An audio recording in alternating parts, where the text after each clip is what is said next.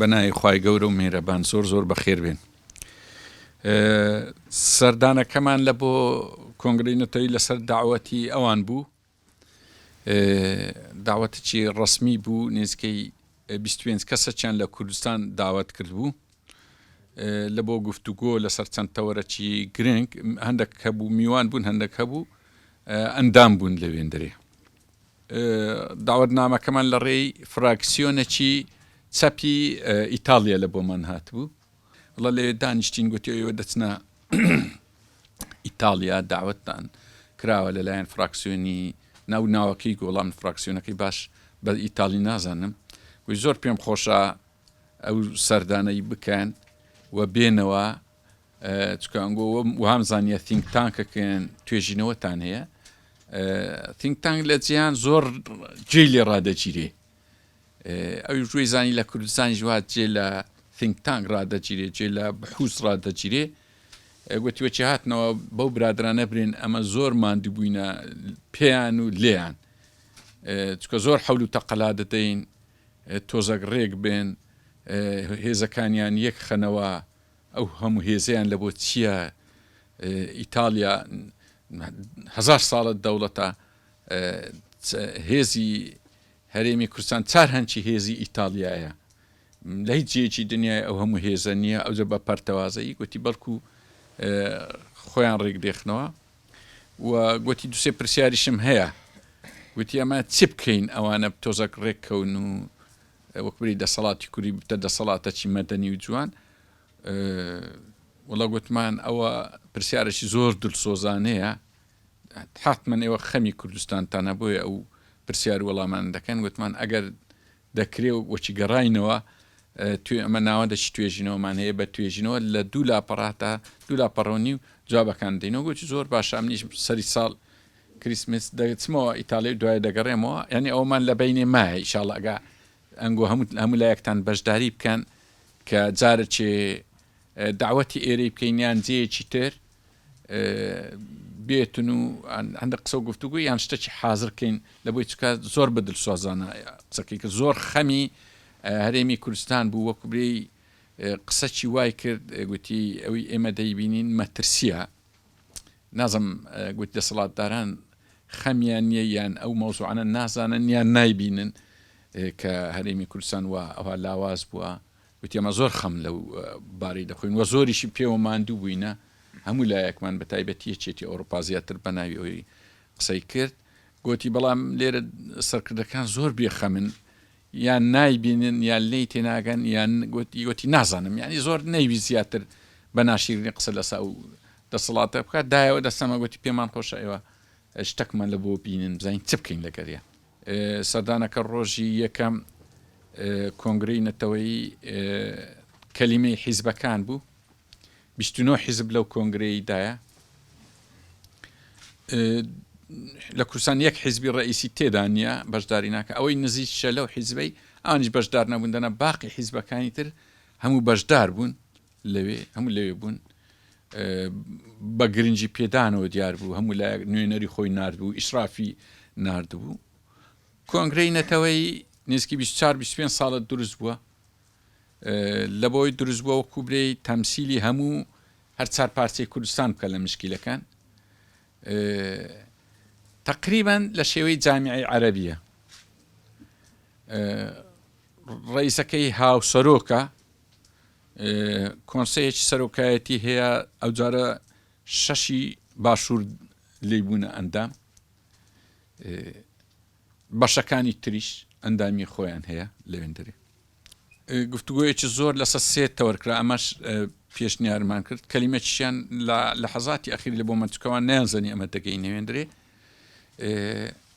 لەسەرەوەی بوو کە چۆن کۆنگرەی نەتەوەیی بتە کۆنگرەیەکی عام. تەجروبەی کۆنگرەکان ئەوی پێی دەگوترێ جاران جامیع وەکبری هەموو میلەتان بەو مەرحلەدا تێپەڕینە، جامیعەکی وایان هەبووە، جامیعەی لاتینی هەبووە، جامیعەی جەرمەنی هەبووە، جامیعەی هنداهۆ هەبووە، یعنی هەموو میلەتان پێش ئەوەی ببنە دەوڵەت بە شێوەیەک تێپەڕینە، وەکبری مؤسسەسەکیان هەبووە گشتگر، عیلاقەی بە ناو مشکلەکانی ناوە خۆ نەبووە، لە شێوەی جامیعەی عەرەبی تقریبا. ئەوانیش لەسەر ئەو ئەساسە کە هەر پارچەک لە کوردستان خصوصیات و تایبەتمەندی خۆی هەیە بەڵام هەندێک شێ عامە ئیگشتیا ئەوان تقریبان ئیش لەسەر ئەو بەشەی دەکەن ئەمە شەندێک پێشنیارمان لە بۆ کردن کە ئەگەر دەیانەوێ کۆنگرەی نەتەوەی بەڕاستی وەکو جامیعەی عەرەبی وەکو جامیعەی لاتینی و ئەوانە ئەو دەورە ببینی دەکرێ ناوەکەشی خۆی بگۆڕێ بیکاتە جامیعەی کوردستانیان هەبوو هەڵسا گوتی نەتەوەیەکە بکرێتە نیشتیمانی ئەوانە گوتمان دەکرێ ئێوە زۆر بێلایەن بن با جیهەتە چیش لە ئەسڵدا ئێوەی دروست کردبی بعد درستی کردی حتا ئەگە وا بیان وە نەبی زۆر مشکلەمان نییە وەزم هەمومان تێدەگەین معنای چی لەو مۆزوع بەڵام خۆشتی وا بووە دەکرێت ئێستا ئێوە ئەگە بتانەوێت دەورەی ڕاستەقی نەبینن نابی وەکو ئێمە مەسەڵ ئەمە گوتمان ڕەنگە ئەمە قسە لەسەر حیزبەچی دەکەین قسە لەگە لای دەکەین لەگەل لایەچین لەگە لایشین بەس کۆنگرەی نەتەوی ئەو مەجالەی تێدا نییە دەبی بە یەک مەسافە بەڕاستەقینە لەگە هەموو لایەنەکەن تایبەتی نمونەی پارتی و پەکەکەمانی ناوە گوتمان ئەوانە ناکۆکن بەیەک مەسافەت تەمەشای هەمووانی بکەن دەبی لەگە پارتیش وەکو یەکن لەگە یەکێت و لەگە حیزبەکانی ئێران لەگە هەموو لایەکەن کۆنگرەی نەتەوەی ئەوە ئیشیتی ئەگەر لەو ئیشەی بترازێ ئەنگۆ تەمان 24 ساڵە بوونتان هەیە تا ئێستا لە کوردستانەکان بە ڕەئی من گوتمان لە 102 هەتا 103 خەڵکی کوردستان ئێوە ناناسی جگە لە نخبە ئەوەن کە ناتاناسی هۆکارەکەشی ئەو سێ چار خاڵەیە کە ئێستا دینە سەری دام نابوو پرسی دین کەینە ئەخیری بەڵام لەبەر ئەوەی ئەو مۆزوع هاتە گۆڕێ کە هۆکاری گەشەنەکردنی کەنەکەیان کۆنگری نەتەوەی کورد ئەو دو سێ شتەیە گوتمان بێلایەنیەکەتان و تاڕادێش هەز دەکەین بێ ئاگان لە باشووری کوردستان دەنگ و باسی باشووری کوردستانتان زۆر زۆر لا نییە ئەو شوێنە گرنگە کە ڕئیس جەمهوری هەیە لە عێراق بەشدارە لە عێراق ئێمە ئاگامان لێ چەند جار مؤامەرەی گەورە لەسەر کوردستانی هەرە گەورە بۆیان لە سووریا بۆیان لە چیتکە ڕئیس جەمهوری عێراق تەدەخولی کردیا دەوری زۆر گەورەی دیتە ئەوە ناکرێ یعنی ئاگەتان لە هەرێمی کوردستان نەبی مەسەن لە منیان پرسی تا هەر ناوبانجیستان دەرمان بیسیە بەڵام دەکرێت هەندێکمان گوتمان یعنی نیشانی ئەوەیە ئێوە ئیحتیماماتتان کەمان زۆر ئاگەتان لێ نییە لەو بابەتەی ئیسێم شتیش باسی ئەوەمان کردوتمان ئێوە ئاگەتان لێبی ئەمە تەجروبەی وردمان لەگە دین هەیە خەڵکی باشووری کوردستان و خەرچی ڕۆژهەڵات و گوتم نازانم سەروش گەیشتینە نەتیجەک وەسف دەکەم ئەمە نەک ڕەئی من بی گوتم ئەوەندا ئیسلامی حیزبیان خۆش ناوی بەڵام زۆر دژی ئیلحادن ئەگە بتەوێت دەنگ پێدادی ئەگە بتانەوێ بەرجەستە بن لە ناو کۆمەڵگەی دەبی لەگەڵ ڕای گشتی بن ڕای گشتی یعنی ئەمە باسی ئەومان گوتمان دەکرێت حیزبەک لە حیزبەکانی کوردستان بە خۆی ئایدۆلۆجی ئەکەردی و حڕە چەپیە یان دیموکراسیە یان سۆشیالیستیە بەڵام کۆنگری نەتەوەی ناتوانانی دەبی ڕێک بیر و باوەڕی ئەو میلەتەی بی مطابق بی لەگە تاریخی کەلتوری ئاین یعنی باسی ئەومان کرد بەیانە چەند دەرکرد و هەندە مستەڵەحاتی عەجیبی تێدا بوو گوتمان ئەگەر بەناوی خوای تێداوی چێ بەناوی خوا مسلمان پێ ڕازیە مەسیحی پێ ڕازیە یەهودی پێ ڕازیە زەردەشتی ئێزیدی کاکەی هەموو پێ ڕازیە ینی لەبەرچی زیادی ناکەی مادەم ئەوە دەکە سەتی میلەت بابنین ئەگە سەتا نۆهەتی میلەتی کورد مسلمان بی سەتا دەیەکەیت کە پێی ناخۆش بی خۆش نییە توشتەکی دژیوان بکەیت منستە شەیتان ڕەجی مەسەڵەن ئەوەنی بەڵام خۆ بسمیلە هەموو دینەکان پێیان باش ینی زۆر باسی ئەومان گوتمان ئاگەتان لێبی نەکەونە ژێر کاریگەری هەندە خەڵکی چالاکۆن بەڕاستی چالاکشن ڕەیەکیان هەیە و جێندەر و هاوڕەگەزبازی و چکە لەوێش قسەک یەک ویستی ئەوەی بخێتە جەدول دیار بوو هەموو هەڵسانەوە بەگشتی ڕەتیان کردەوە تەن بە هیچ نەوعی نایلن ئەو بابەتە بێتە ناو جەدوەلی گفتوگۆ و ئەوە مەسەڵەن دایک سالاری و ئەوانە باسی باوک سالاری کرا لەوێ باسی ئەومان گوتمان باوک سالاری و دایک سالاری بەس بزانن چێ داینایە باخۆفن لە کتێبێک بەناوی حەقل داینە بەس بیخینەوە بێست لەو کتێبەی دەبێت یعنی ئەو شتانە ڕازێ داوای عەدالەت بکەن خۆ ڕاستە ئافرەت مافی خورای لە هەموو دنیا نەک لێرە بڕۆ ئەوروپاش ئافرەت لە معاملەکان ئەو مەسن جەماعەت زۆر لێرە لە دەرن لە ئیشکردن لە زۆر بەشتانە بێبەشن ئەسڵەن لە هەموو دنیا بگەڕێ لە مەوزوعی نابینەوە ناوی جێن دەربی قاسن لە ئاخیر کۆنگرەی ئافرەتان ئەو پرسی فێمینیزم و جێندەریان بە یەکجاری لادە لە جەتۆلی گوتیان ئەو هیچ سوودەچین ڕاستی لە کوردستان باسی ئەومان گوتمان ئێوە دەورتان هەبی لە باشووری کوردستان جەماعەتێکی ئافرەت و جەماعەتێکی چاڵاکوان زۆر عەقەلیشن بەڵام هەندێک مەوزوع دەینە گۆڕێ زۆر مەترسیدارە ئەمە لەو دوایی لە بابەتێکی نووسیمان تەمان ئەو زۆر ئەو مەوزوعی ئێستا باسەکەن ڕەنگە هەندێکتان ئاگاتان لێ نەبی ئەو مەوزوعی ملیارە ذەهەبی ئەی ملیارە زێڕینەکە ڕاستی پۆتین ئاشکرای کرد فکرەکە چییە؟ فکرەکە ئەوەیە لە مێژە ڕەیەک هەیە بەنهێنی شعبە گەورەکان دانیشتونە لێژنەکی ئەن پێکینە هەندێک ناوێن لێ نایە حکوومەت عالەمیە الخەفیە گوتیان سەرزەوی لە بۆ 1 ملیاری بەسە 8 ملیار گەلە زۆرە 7 ملیار تقریبا دەرن زیادە ئەو میلەتانەی کە ئینتاجیان نییە تەمبەڵن تقریبا زۆر خەریکە برم ئەمە دەگرتەوە بەس دەخۆن و دانیشتونە و هیچ ناکەن ئەوانە زیادن و پڕیان ناویان نەخۆشیە ڤایرۆسی ئایدزیان لە ناو بڵاوە هاوڕەگەز بازی دەکەن گەندەڵن پیاداتیان حکوومەتەکەیان ڕەشیدە نییە پێدا دەست و مواسفاتەکان ئەگە تقریبا ئەو 28 ساڵی حکومی خۆمان لێک دێوار دەری لە بۆ هەندێک دروستکووە کە ئەمە نەمینی ئەوە پۆتین لە شەڕی ئۆکرانیا ئاشکرای کرد کتێبەکیان نووسە بەو ناوەی هەروەک چۆن کات خۆی ئەگەر یان لەبیرتیان خوێندیتانەوە سایکسپیکۆس ئەوها بەنهێنی دانرابوو لینین ئاشکرای کرد لینین ئاشکرای کرد لە بۆ ئەوەی عالەمی عەرەبی و عالەمی ئیسلامی هەڵسی دژی فەڕەنسا و بەریتانیا بەڵام هەر نەست پۆتینش ئەوەی ئاشکراکرد پێ دەچی پۆتین بەخۆشی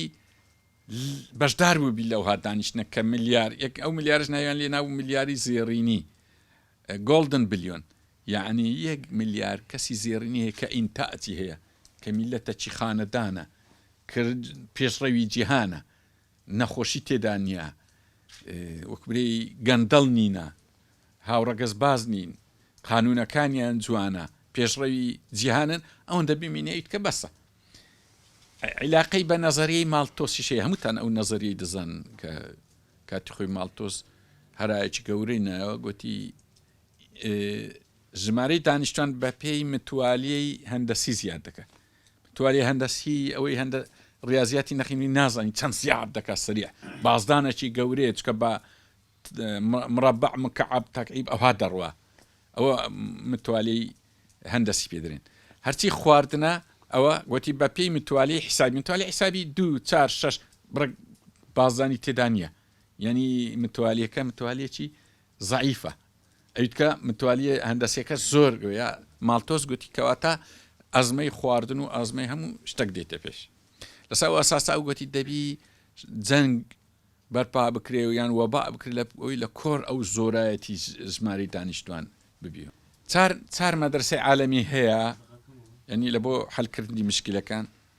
مەدرسەی سەرمایەداری کە نزیکەی 4 سەدەیە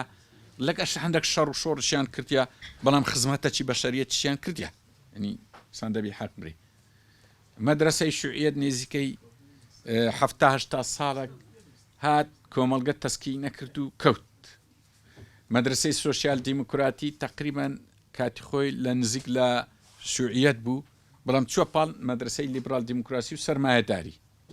مەدرسەی دینیش لە ئەسڵدا وجودەکی هەبووە بەڵام ماوەکی دوور و درێژە غایبە ئیتر ئەو معنایە تقریبا دێتە سەر ئەو دوو مەدرسەی بەڵام هەر چار مەدرسەش حەق خۆیتی کامیان حەلی مشکلەکانی ئینسان بکە لیبرال دیموکراسیە ڕاستی ئەو تەرحەی ملیار زەهابیەکەی کردە وتی ئەمێن بەو وەزعی خۆم 8 ملیارم پێ بەخێو ناکری سەرزەوی خۆشی ڕاستیەکەی ڕاستە مەسەن ئاو 170 سەرزەوی ئاو بەڵام مشکلی ئاوەیە کەواتە ئیدارەی سەرزەوی ئیدارەکەی خراپە ئەمە ڕاستن ئەمە دووبارەی دەکەینەوە ئێستا مەدرسەی لیبرال دیموکراسی و سەرمایەداری لەو دەمەی ئەحسن مەوجودە لەوەی دەیبینین یان بە قسەشکە بە جوانتر برین نظامی ئەوروپی کە تەمسیلی لیبرال دیموکراسی دەکات لە عالەمی ئیسلامی جوانترە لە عالەمی ئاسیاوی و کۆنفۆشیۆسی و شوعیەتی پێشترێت جوانترە لە عالەمی هندی براهمایی جوانترە نیشان ئەوەی لە ئەفریقا لە هەموو ئەوکەن یعنی حکومەتی ئەحسن مەوجودە ئەوەی لە پێش چاومانە بەڵام ئەو ئەعلانی کرێ درێ ئەمە 8 ملیارمان پێ بەخێو ناکری کاتە ئێستا نۆرەی مەدرسەکانی ترشە حەق خۆیتی مەدرسەی شوعیەتیش جارت کە بێتەوە پێش مەدرسەی دینیش جارش کە بێتەوە پێش تەرحی خۆی بکە تەرحی خۆی بکە برێ ئەرێ ئەمن ئەوە حەلم لە بۆ مشکلەکانی بەشەریەت ئەم دوسێ جار باسی ئەوم کردیە کات و ساتی ئەوەی داهەتیە فەلسەفە و ئاین و زانست وەکو برێ تەوافۆقەک بکەن لە پێناوی خزمەتی بەشەریت وەزان دکتۆر یوسف لەو مەجلیسی بوو کە ئەو سوالەکیان لە من کرد کۆمەڵک وەکو پیاوی گەورە دانیشتوە من نەمزانی وڵا ئەو دانیشتنە یەک لەوانە کاک مەلا بەختیار بوو حەزەکەین بزانین ڕئیسی وەڵامیش گوتم ڕئی من ئەوەیە ڕئی دینیم کە هەیە دائیمەن پێم وایە هەر پرسەک کە قوڵ بی مثلا چارە نووسی گردوونە ئەسلی گردوونە مشکلەکانی بەشەریەتە ملکی خاصێ ئافرەتە ئەوانی کە دەرێن مشکلە گەورەکانی جیهان سێ ڕئی ئەساسی لەگە نەبی ناقسە یەکیان ڕئی فەلسەفی دوو ڕئی زانستی سێ ڕئی ئاینی هەرسێکی پێویستە ئەتو ئەگەر بەس دوانت بەکارینە بەس ڕئی ئاینیت بەکارینە بەخۆزان ئەهلی فقه و مامۆستا چ ڕئیەکیان هەیە چەند ڕئیەکانیان ئەگە پیان ناخۆش نەبی بەتەنها ناقسە ڕئی علمی مەسەن ستیڤن هۆکینگ و ئاینشتاین تەماشاکەن چارەسەری کێشەکانی عالەمیان چەند ناقسە چکە بەس ڕئی علمیە مثلا ڕئی فەیلسوفەکان نیچە دەرەی گۆپینۆی دەرەی بزانە ڕئیەکانیان چەند جاروەیە عنسوریەتیتە حتا ئەرستۆکە بە باوکی فەلسەفە حیسابە ڕئیەکانی چەند عنسوریەتی تێدایە یخۆ ئەوەی یەکەم جار پێشی ماڵتۆسی گوتی ئەهلی وەکو برێ هیلینیست ئەوانەی یۆنانی ئەوانە گوتی ئێماش لە قوڕین بەڵام قوڕی مەزێری تێدایە قوڕی بەربەری ینی غەیرە هیلینیست دەن غەیرە عەرەب عەجەم ئەنج غەیرە هیلینیست غەیرە یۆنانی پیان وا بوو ئەوە پێی دەگوترێ بەربەر ینی مثلا جوو پیان وایە ئەوانەی غەیرە جوونە پیان وایە ناویان ئومەمیە لە کوردستانیش هەیە بە میلەتی مۆچی مەدەرن میلەت وابزانن ناوچی و هەمان پێدرنی یان کرمانچ ئەو شتانە هەیە ئەو ناو بیانی ئەجە کات و ساتی ئەوەی داهاتیە ڕاستی ینی مامۆستایانی ئاینی خۆمان لە جیاتی بیرکردنەوە لە شتەکی ئەوە کافرە و ئەوە فلان شتا ئەو زەرب لێدان لە کۆمەڵگا لە جیاتەوەی بیر لە حەلەکی ئینسانی بکەنەوە باوشەکەی خۆیان فراوان بکەن زۆر هەموو بەشەریەت بگرتەوە کە قورئانیش بەخۆشی دەری ڕەحمەتەن للعالەمین و هەروەها مەدرسەکان کەش حتا شوعیەتیش بابێ چێ حەلی پێبوو لە بۆ مشکلەکانی ئینسان گوتی ئەمێن کاکە 10 ملیار و 12 ملیار ئینسانم پێ بەخێو دەکرێت بە پێی قوانینی من بە پێی شریعەتی من معنایە ئەمە هەموو تەئیدی دەکەن مهم ئەوەیە عەدالەتە چی بداتە بەشەریەت عەدالەتەکە ئەو هابی هەموو ئینسانەکان لاوی وەکو یەک بن ئەو ئینسانە لاوی گەورەبی کە خزمەتی بەشەریەت دەکە یعنی ئەوە ئەساس بی ئەوە نەمان لێ باس کرد دوسێ شتی تریش باس کرا لەوێ پرسی کوردستانی ڕۆژهەڵات ئەو مەوزوعی فکری بوو ئەویت کە مەوزوعەکان کە ئەوە لێوێژە ئەو گفتوگۆیەمان کرد گفتوگۆیەکانمان لەسەر ئەوەی بوو ئایا ئەوەندە حرەکەی کە هەیە دەکرێت ینی وەکوری ئومێدێکی زۆر گەورەی لەسەر بنیاد دەندرێ حیزبەکانی کوردستان بە هەڵەدا نەچن وەچیمە شتێکی کەمبی و ئیتر مەغروری بیانگری و ئیشی زۆر گەورە بکەن و قەزیەکی گەورەی ئێرانی بێخنە ملی خۆیان و باری کورد زۆر قورسکەن گوتمان ئەوە دەبی خوێندنەوەکی وردی لە بۆ بکرێ وا دەبینین زۆر گەورە نییە ئیشەکە ئەوەی مەسەلەن لێرە ڕوودا و هەندێک دام و دەستگا گەورەیان کردێ بەو دەرەجەی نییە هێشتان سەتا نیوی خەرچی ئێرانی ناتونە ئەو مەیدانێت ئەجارە باسی هەمان کرد ئایا دەکرێت ئەمە لە گوتمان لە کوردستانی عێراق زۆر ئەزمونمان هەیە لەسەر عیلاقەی شۆڕش بە مەعارزە ئەمە گوتمان لە کوردستانی خۆمان تووشی ئەنفال و چیمیایی بووین لەسەر ئەو غەڵەتانە کە داوای ئیسقاتی حکوومەتی مرکزیمان کردیە قیادەکانمان هەروە دڵساب بووینە و بە چەند کەسانەکی معارزە وایان لێ کردیە شۆڕشەکەیان کردی تا عێراقی و دەنا وا باش بوو لە بۆ خۆمان ئیشمان بکردا باە ئەو تەجروبە بە ئاگەتەن لێ وتمان هەتا ساڵی 1990 میلەت ئەو جارە بەجێ قیادەی نەکرد بەخۆی ڕاپەڕی لە بۆ خۆی نەک لە بۆ هەموو عێراق چوو هەتا کەرکوچ گوتی ئەوێ جێی منەوە ئەمن عیلاقەم بە بەغدانی ئەگە لە بیرتان بی وابوو تقریبا ئینتاجێکی زۆر گەورەی هەبوو یەکسەر قەراڵی 688 و لە جیاتیەوەی ڕوو لە معارزەی عێراقی بکە ڕوویان لە دووەلی کرد دووەلیش ئیستیجابەی زۆر باشە بوو یەکەم تەجروبەیە کە میلەت پێی هەستا بەجێ قیادەی نەکرد عیلاقی بە عێراق نەبوو گوتمان ئەو تەجروبانەمان لە پێشە ئێوەش لە بۆ خۆتان دەزانن ئێوە لەوێن دەرێ دەبی دیراسەتی ئەوی بکەن ئەگەر شۆڕشەکی سەر تا سەری ئێرانی بی ئەگەری هەیە ئێران پارچە پارچەوی ئەگە ئێران پارچە بوو یان پارچەش نەبوو حکمی هەرێمی کوردستان کەوتە دەستان سێ چار هێزی زۆر گەورە ئامادەیە یەک حیزبە کلاسیکیەکان بژاک لەلایەک مامۆستایانی ئاینی ئەگەری زۆرە لەوێژ ئەوانیش ببنە جەماعەتێک چکە زۆر چالاکن معنای قووەتەکی دینی شەر دەکەیتە ئەوێ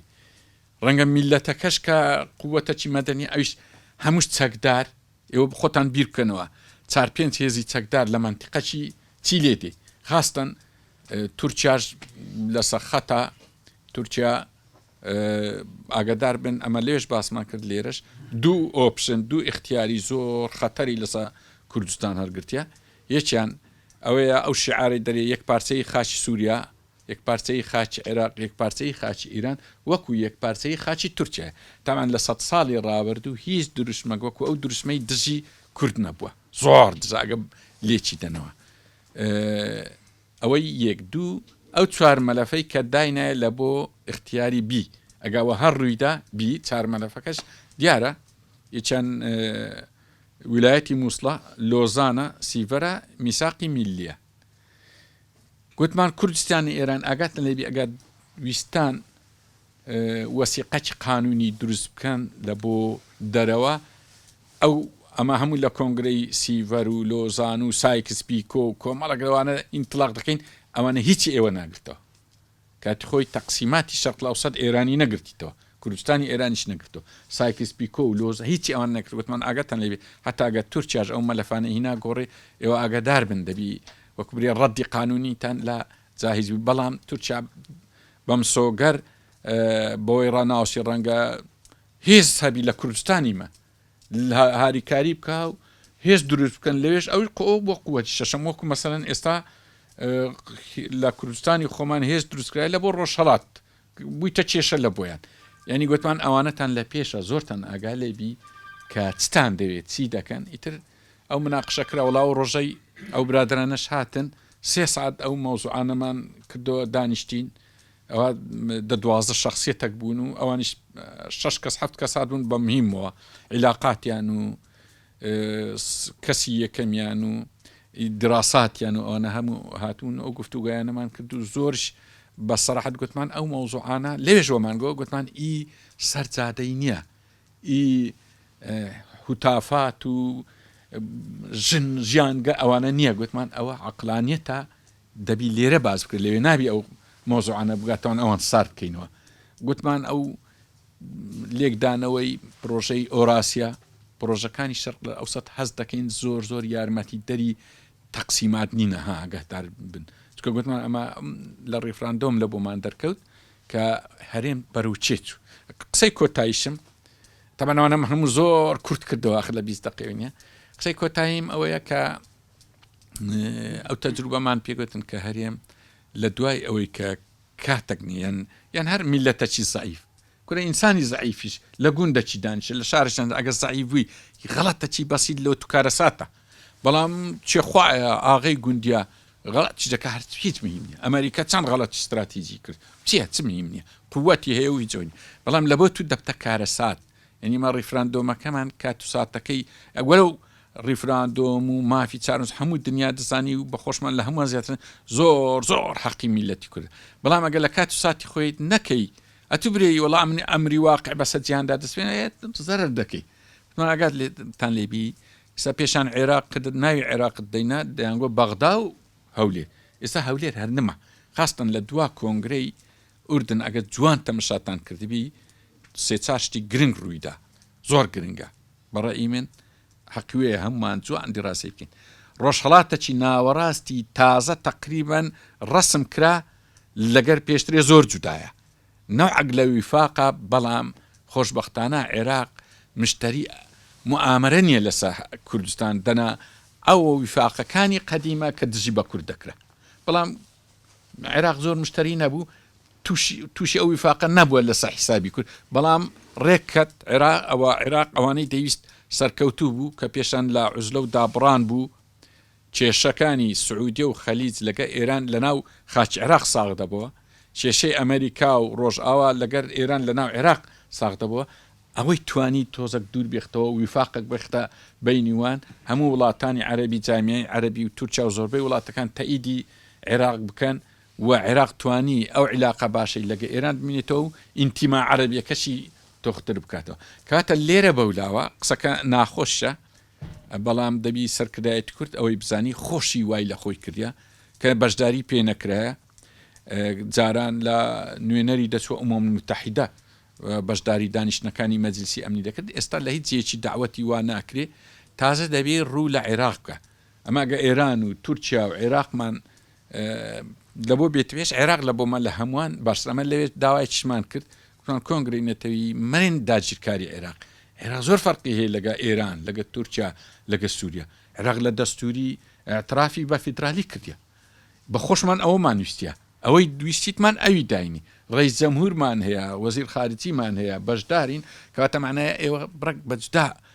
ئەوەی بکەن گوتمان دکتۆر عەبدوڕەحمان قاسم زۆر عاقڵ بوو کاتی خۆی نەیدەویست لە هەر چار پارچەی کوردستان هەر چار پارچە پێکەوە هەستن و هەر بە ئاشکرا بڕێن ئەرێ دەوڵەتان وەرن ئەنگۆ یەشی گرن دژی ئێمە هەستا حەولیدا مفاوەزاتێک لە بینی شۆڕشی کورد و عێراق بکرێ ویستی لەوێ بڕک هێور بکرێتەوە لە هەندە شوێن هێورکە لە یەکجی گوتم لەو تەمەی لە ئێران وەزع هەیە دەتوانین لە هەر سێ پارچەکانی کوردستان هێوری کەینەوە احتیمام بێ بدەین یان جاروێ ئەگەر لێرە مهم بوو جێیەکان کە هێورکەین یان جاروێ کوردستانی سەر و کە کات و ساتی بی ئەمە لە شوێنەکانی کە هێوری کەینەوە احتیمام بێ بدەین ئەو کۆمەڵە وەکو برێ تەوەرە استراتیجیانە بوو باسمان کرد و بڕک بە کورتی بوو ئەگەر لە 20 دقیقەی شتەکەم ڕەتداوی بمبورن والسلام عليكم ورحمة الله وبركاته.